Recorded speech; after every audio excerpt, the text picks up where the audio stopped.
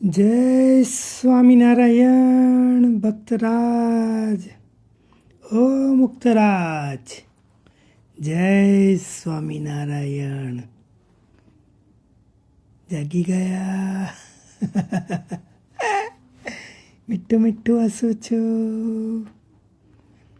દાંત વગરનું મોં બહુ સરસ લાગે છે. હા, આંખો મમ્મી જેવી છે, બધી મોટી મોટી સરસ.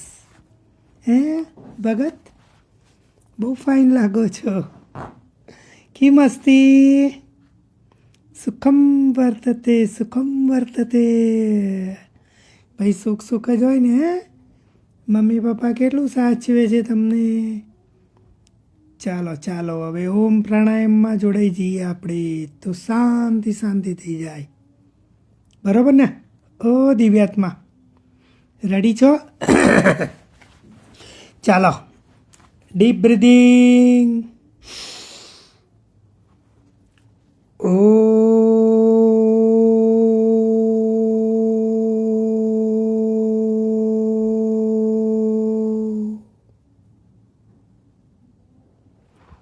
કેવો મંત્ર છે નહીં? ભગવાનનો મંત્ર છે ભાઈ. શાંતિ થઈ જ જાય ને. જો ઘનશ્યામ મહારાજના આપણે કેટલા બધા પ્રસંગો સાંભળ્યા ભાઈ. હવે એ ઘનશ્યામ મહારાજને જે લઈને ફરે છે ને, એ પ્રમુખ સ્વામી મહારાજની વાતો પણ આપણે થોડી થોડી વચ્ચે લેવી પડશે ભગત. કારણ કે જેને ગુણે રીજા ગિરધારી છે ને, એના 7-8 ચેપ્ટર આપણે બાકી છે ભગત. એટલે એ બી પૂરા કરવા પડશે ને. આપણે કેટલા બધા ચેપ્ટર પૂરા કર્યા નહીં? તમને બધું યાદ હશે આઈ થિંક. નથી બધું યાદ? હે, પહેલી આપણે વાત કરી સત્યમની, પછી શૌચમ, પછી દયા, પછી શાંતિ, પછી બાપાનો ત્યાગ વૈરાગ્ય, પછી બાપાનું સંતોષ, પછી બાપાનું સામ્યમ, પછી તિતિક્ષા, પછી વિરક્તિ, જ્ઞાનમ, સમ દમ તપ ઐશ્વર્યમ શૌર્યમ, અને હવે આવશે સ્મૃતિ. સ્મૃતિ એટલે ખબર પડી ભગત? ઓ ભગત, સ્મૃતિ એટલે શું ખબર પડી? યાદ શક્તિ. તમારી યાદ શક્તિ કેટલી તેજસ્વી છે. તમને કેટલું બધું યાદ રહે છે. તમને જૂનું જૂનું કેટલું યાદ રહે છે. એને સ્મૃતિ કહેવાય. દાખલા તરીકે પપ્પાનો હાથ ઝાલીને સ્વામી બાપા જતા હતા. પછી સ્વામી બાપાએ પપ્પાને ચીબડું આપેલું. એ બધી જે સ્મૃતિ છે ને બાપા જોડે, જો એ યાદ રહે આપણને, તો એને સ્મૃતિ કહેવાય. પણ સ્વામી બાપાનું કેવું હતું ખબર છે ભગત? બધામાં ટોપ. એ તો આપણો ખબર જ છે, રાઈટ? તો બાપા સ્મૃતિમાં બી ટોપ. બધા હરિભક્તોનું બધું જ જાણે. એ હરિભક્ત કયા ગામના છે, એમના પપ્પા કોણ, એમના દાદા કોણ, એમના દાદાના પપ્પા કોણ, કયું ગામ, કેટલી સેવા કરી, બધું જ બાપાની યાદ હોય. કારણ કે સ્વામી છે ને, ખાલી ખાલી બધાના ઘરે ફરતા નહોતા. આપણા બાપા છે ને, હરિભક્તો જોડે ભક્ત ભગવાનનો સ્નેહ રાખતા હતા બેટા. ભક્ત વત્સલ હતા. ભક્તોની બધી ચિંતા દુઃખ દૂર કરવા માટે બાપા બધાના ઘેર ઘેર ફરતા હતા. એટલે જ તો બધાના નામ ઠામ, એ લોકોની બધી પેઢીનું બધું યાદ રહેતું હતું. એવા આપણા સ્વામી બાપા હતા. ખાલી ખાલી હરિભક્તો જોડે નાતો નહોતો એમનો. ભક્ત વત્સલ, ભક્તોના દુઃખ દૂર કરનાર. એમની જે બધી મુલાકાતો થતી ને, એ ખાલી ખાલી નથી થતી. એ દરેક હરિભક્તોના આત્માને છે ને, એ બધી મુલાકાતો સ્પર્શતી હતી. એ હરિભક્તોને દૂરથી જોવે ને, એટલે બાપા એને ઓળખી જ કાઢે. એકવાર છે ને 95માં બાપા સારંગપુરમાં જતા હશે, તો દૂરથી એક હરિભક્તને, વૃદ્ધ હરિભક્તને જોયા. એટલે બાપા તો એકદમ ખુશ થઈ ગયા. અલ્યા મોહન કેમ છે? આજુબાજુના સંતોને આશ્ચર્ય થયું કે આવો હલકી જ્ઞાતિનો હરિભક્તને બાપા આટલા ખુશ થઈને બોલાવે છે. એટલે સંતો હરિભક્તો કંઈ પૂછવા જાય ને એના પહેલાં જ બાપા એની ઓળખાણ કરાવવા માંડ્યા. સ્વામી કે શાસ્ત્રીજી મહારાજના વખતમાં મંદિરમાં એ ભગતે બહુ જ સેવા કરેલી અને એવો મોટો ઓળખાણ આપતા હતા ને જાણે કોઈ બહુ મોટા માણસ હોય ને ક્લિન્ટનને કે બુશને મળતા હોય ને એવી રીતે ઓળખાણ આપતા હતા. બોલો કે આ મોહન અમારો બહુ જૂનો, એનો બાપ મોતી, ધોળકાના શેર મિયાનો અહીંનો કારભારી અને ફૂલદોલનો આપણે સમયો કરેલો ને એ જમીન એની હતી. બોલો કોઈને ખબર નહીં કે મોહનને બાપા આટલો બધો ઓળખે છે. કેટલા વર્ષો થઈ ગયેલા, 40 વર્ષ થઈ ગયેલા, તોય ઓળખતા હતા. અને મોહનભાઈ છે ને 1945ની સાલની વાત કરતા હતા. 1945 એ વખતે હતી 1995. તો મોહનભાઈ 1945નું શું કે ખબર છે કે અટલાદરામાં મંદિરનું કામ ચાલતું હતું ને ત્યારે મેં આ નારાયણ સ્વામીને જોયેલા. પાવડાથી બધો ચૂનો છે ને ઉચકીને નાખતા હતા અને 15 ઈંટો માથે લઈને ચાલતા હતા. 15 ઈંટો, ભગત ઈંટો એટલે મોટા બ્લોક્સ આવે અને એક બ્લોક્સનું વજન 1.5 kg હોય. એવી 15 કિલો 15 ઈંટો છે ને સ્વામી બાપાએ નાના હતા ત્યારે માથે ઉચકીને ધડાધડ દોડતા જતા હતા. અને પાછા શું કે ખબર છે, અહીં સારંગપુરનું દરવાજાનું કામ ચાલતું હતું ને ત્યારે બળદોને બાપા જાતે ફેરવતા હતા. બળદોને બોલો, બળદો તો કેવા હોય, જો કામ લેવું પડે એટલે પૂંછડા મહેડવા પડે ત્યારે બળદો હેડે. તો એ બાપા બોલો આ કામ કરતા હતા. અને મોહન ભગતને આ બધું યાદ આવતું હતું. બોલો એટલે આવું બધું છે ને સ્વામી બાપા નાનપણથી બધાને પહેલેથી બધાને ઓળખતા હતા. બોલો ને 40 years પહેલાંની વ્યક્તિ યાદ રહે, કેવા ગરડા થઈ ગયા હોય, ફીસ બદલાઈ ગયો હોય તોય બાપાને યાદ રહી જતું હતું. અને એવી રીતે અમદાવાદમાં છે ને એક હરિભક્ત આવ્યા, 1940ની વાત છો. તો બાપા કહે પોપટભાઈ આવો આવો આવો. પોપટભાઈ તો આશ્ચર્યમાં પડી ગયા, આટલા વર્ષો પછી બાપા મને ઓળખે.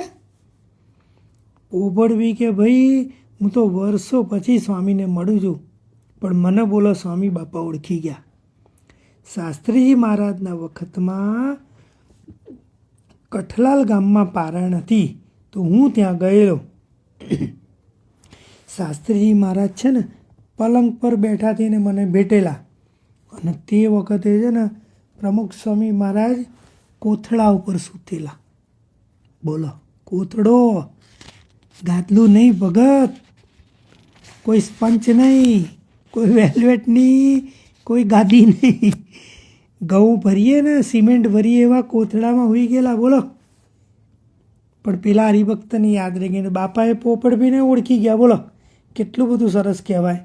આમ બાપા છે ને એક હરિભક્તને ઓળખે, દૂરથી જોવે ને તરત ઓળખી કાઢે. એકવાર સારંગપુરમાં આવી રીતે જતા હતા ને તે એક આવા દૂર ગરડા માણસ ઊભા હશે. બાપા કે વિઠ્ઠલ કેમ છે? સારું છે ને ભાઈ? શું કરે છે? મંદિરે આવે છે કે નહીં? આ વિઠ્ઠલનો તો સપને ખ્યાલ નહીં કે આખી દુનિયામાં ફરતા સ્વામી બાપા મને ઓળખશે.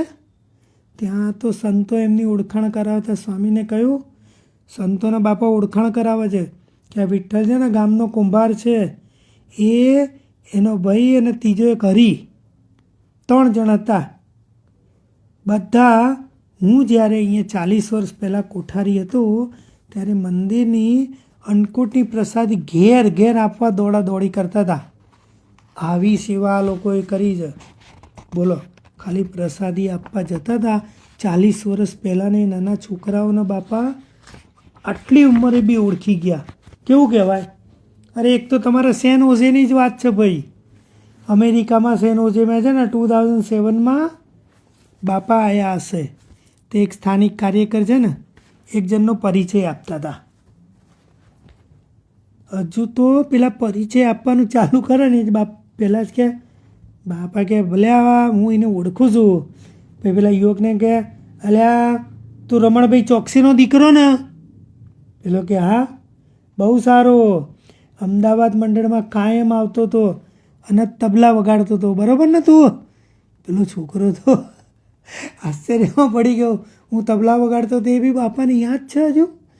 અને મોટાભાઈ મણિભાઈ, બરાબર ને? મણિભાઈ ચોકસી. એટલે આ બાપાને તેના આખા ઘરની બધી જ માહિતી ખબર. આ બધું કેમ બને બેટા ખબર છે? ભગવાનના ભક્તો જોડે એમણે પોતાનો આત્મા મિલાવી દીધેલો, પોતે એક રૂપ થઈ ગયેલા. ભક્તો જ એમનું જીવન હતું. હરિભક્તો જોડે એકદમ બાપા હળી મળી ગયેલા. કયા હરિભક્તને શું જોઈએ, કયા હરિભક્તને શું ભાવે, એ ટુ ઝેડ બધી ખબર. ત્યારે બેટા આ સંસ્થા આટલી મોટી બની આપણી. આપણે બાપાના ગુણ આપણામાં આવે ને એનું ધ્યાન રાખવાનું. આપણે મોટા થઈએ તો બધા હરિભક્તો માટે પ્રેમ રાખવાનો. મોટા મોટા હરિભક્તોનો બહુ જ મહિમા સમજવાનો. કારણ કે એ લોકોએ BAPS સંસ્થા માટે બહુ સેવા કરી છે. જ્યારે કોઈ નહોતું ને ત્યારે આ બધાએ પ્રમુખ સ્વામી મહારાજને BAPS સંસ્થાના પ્રોગ્રેસ માટે સાથ આપેલો. ઘરમાં પૈસા નહોતા, ગાડીઓ નથી, તો ભાડાની ગાડીઓ લઈ લઈને બાપાને ફેરવેલા. એટલે આ હરિભક્તોનો આપણે બહુ મહિમા સમજવાનો બેટા. અને આપણું બહુ મોટું ભાગ્ય છે કે આવી સંસ્થામાં આપણો જન્મ થાય છે બેટા. તમને પણ કોઈ મિશનથી મહારાજ છે ને આ પૃથ્વી ઉપર મોકલે છે. તે મિશન લઈને જે તમે આવ્યા હોય ને એ પૂરું કરવાનું, તો જ આપણો જન્મ સફળ થયો કહેવાય બેટા. બાપાએ કેટલું બધું કર્યું નહીં? 95 યર્સ સુધી આવી રીતે હરિભક્તોને રાજી કર્યા. બોલો, એ હરિભક્ત છે ને બધું જ બાપા માટે કરી છૂટે, કારણ કે બાપા એમના માટે કરી છૂટ્યા. એકવાર એક છે ને એકદમ સામાન્ય ગામડાના એક હરિભક્ત જમવા બેઠેલા. ગજમલ ભીખા એનું નામ. સંતો એને પીરસતા હતા.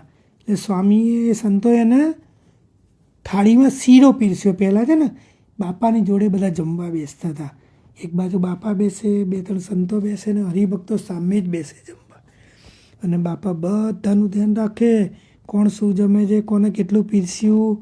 અને થાળીમાં નીચે ઢળી જાય ને બાપાને ના ગમે. હા, હી વોઝ વેરી પરફેક્ટ. શાકની જગ્યાએ શાક, દાળની જગ્યાએ દાળ, રોટલીની જગ્યાએ રોટલી. રોટલી પીરસતી વખતે શાકમાં જતી રહે ને બાપાને ના ગમે. He was very very perfect. બધું ધ્યાન રાખે. તો પેલા ગજમલભાઈને તો સંતોએ શીરો પીરસ્યો. બાપા દૂરથી જ જોતા હતા.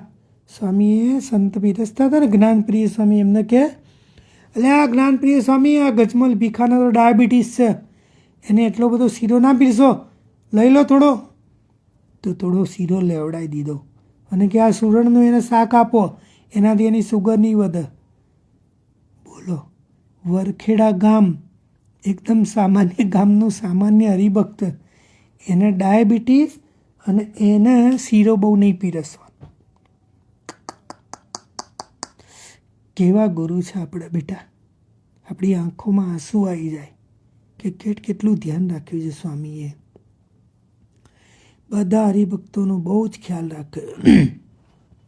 સ્વામીશ્રી પીરસનારા સંતોને પણ ઘણીવાર શાંતિથી વાત કરે કે ભાઈ કાકા આવ્યા છે, એમને ગલકાના ભજીએ ભાવે છે તો જમાડજો. સાંભળજો ભગતો, જો બાપા કેટલા બધા હરિભક્તોનું સંતોનું કેટલું બધું જાણતા હતા. આ તો બહુ થોડુંક કહીશ કારણ કે આપણે ટાઈમ નથી.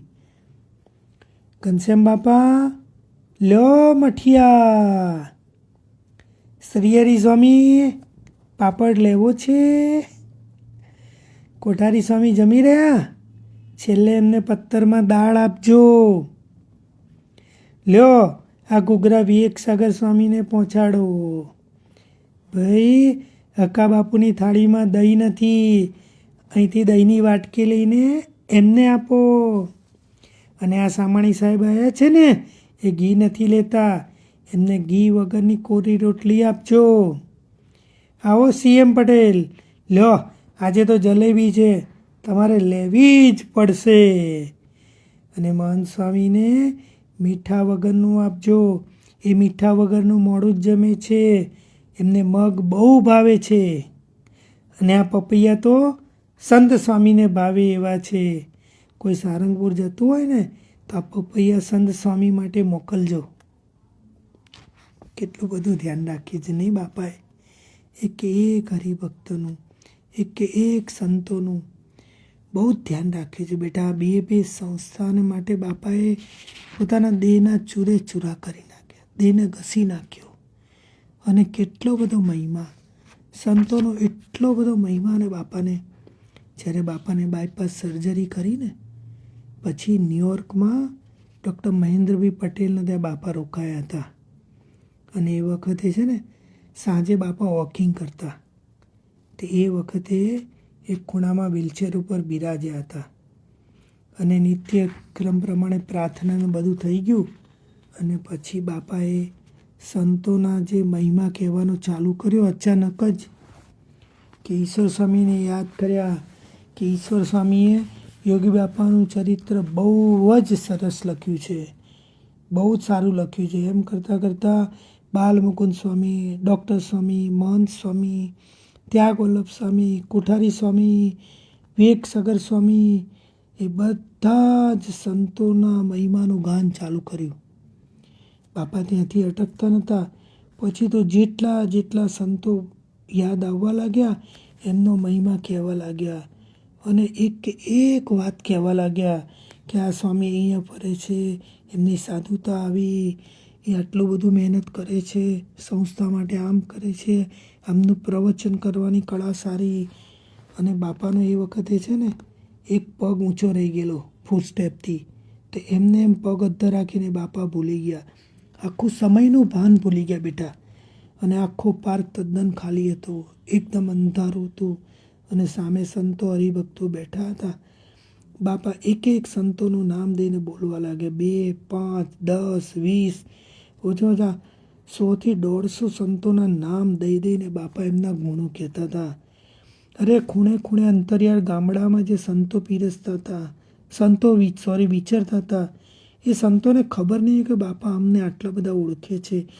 રસોડામાં, ભંડારમાં, દૂધ દહીંની કેબિનમાં, ખેતીવાડીમાં, ગૌશાળામાં, બાળ મંડળ, યુવક મંડળ, માદાની સેવામાં, એવી બધી જ જગ્યાએ જે સંતો સેવા કરતા હતા ને, એ બધું જ બાપા બોલો ભગત યાદ કરીને બાપા એમને મહિમા ગાતા હતા. કોઈ કીધું નહોતું, પણ સ્વામી એકને યાદ કરતા હતા. અને લગભગ 1.5 કલાક સુધી આ મહિમાની વાત ચાલી. બાપા હાંફતા હતા. હા, સ્વામી બાપાથી બોલાતું નહોતું, મહિમાનું ગાન કરતા. સંતોએ કીધું બસ બાપા બસ. સ્વામી કે આવા પવિત્ર મહાન સંતો મળ્યા છે, તેમનો મહિમા તમારે ગાવો પડે ને બેટા.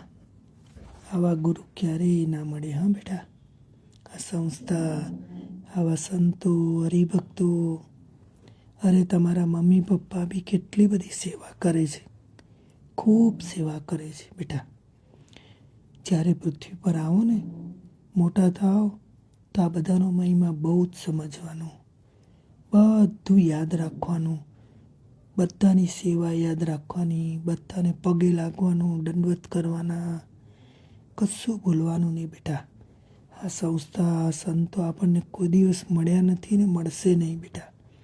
એટલે આ સંસ્થા ક્યારેય આપણાથી છૂટે નહીં, આ સત્સંગ આપણાથી છૂટે નહીં, એનું ખાસ ધ્યાન રાખવાનું. દીકો, હું પણ ભગવાનને રોજ એ જ પ્રાર્થના કરું છું કે બાપા દેહના અંત સુધી મારો સત્સંગ ઘસાય નહીં, હું બધાનો મહિમા સમજી શકું, એવું મને બળ આપજો. તમારે પણ એવું કરવાનું બેટા. લવ યુ માં દીકો બહુ ડાયો છે, બધું જ કરશે નહીં બેટા. આખી દુનિયામાં નામ રોશન કરશે, આખી દુનિયામાં જયકાર થશે માં દીકુનો. લવ યુ બેટા, લવ યુ.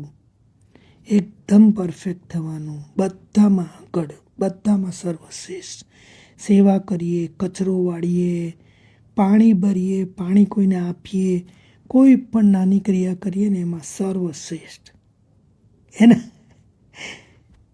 ભગત બહુ બધા વિચારમાં ડૂબી ગયા ને. આવું છે આપણા સ્વામી બાપાનું કામ. બેટા સ્મૃતિનો અધ્યાય અહીંયા પૂરો થાય છે. લવ યુ બેટા. આ બધી સ્મૃતિ પણ તને યાદ રહેશે કે તમે ગર્ભમાં હતા ત્યારે આવી બધી વાતો મમ્મી સંભળાવતા હતા તમને. હે બેટું ચાલો love you, C you, bye bye. ફરી આપણે નવા એપિસોડથી મળીશું. હો બેટા લવ યુ. જય સ્વામિનારાયણ. તબિયત સાચવજો. મમ્મી પપ્પાને હેરાન નહીં કરવાના. હા બેટું જય સ્વામિનારાયણ.